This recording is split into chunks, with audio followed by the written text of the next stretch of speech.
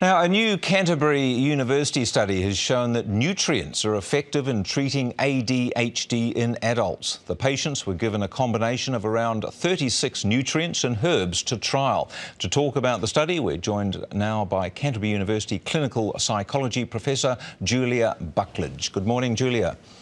Good morning. Now, tell us about the study and what were the key findings?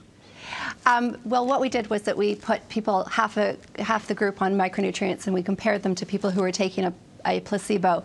And what we found was that those taking the micronutrients were significantly better at the end of the 8-week trial compared to those taking the placebo in areas like attention, hyperactivity, impulsivity, as well as mood and overall psychological functioning. So we were really excited about the findings because this gives a lot more credibility to this field than we had before. And what exactly did the nutrients consist of? We gave them a broad-based nutrient supplement, so that's 36 ingredients, so that includes a whole host of all your vitamins and 16 minerals.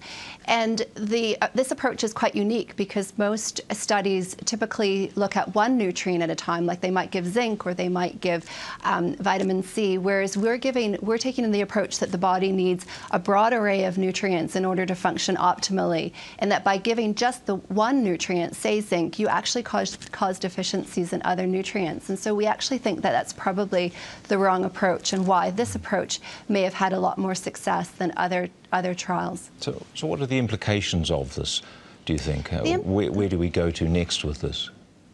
Well, the implications are that this offers people who suffer from ADHD, which is a chronic condition. It's something that obviously occurs for children, but also can occur in adults as well.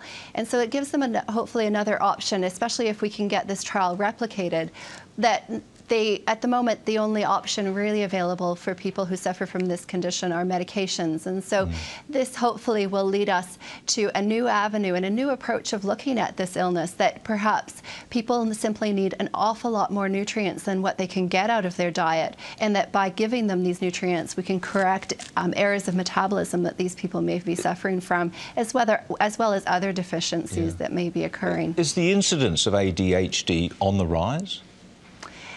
That's always a challenging question. We do always get better at diagnosing it.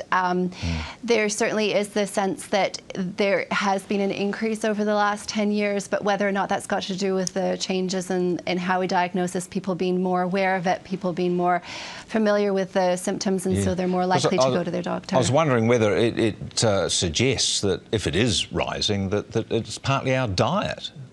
Is our diet just not adequate in the number of nutrients in it?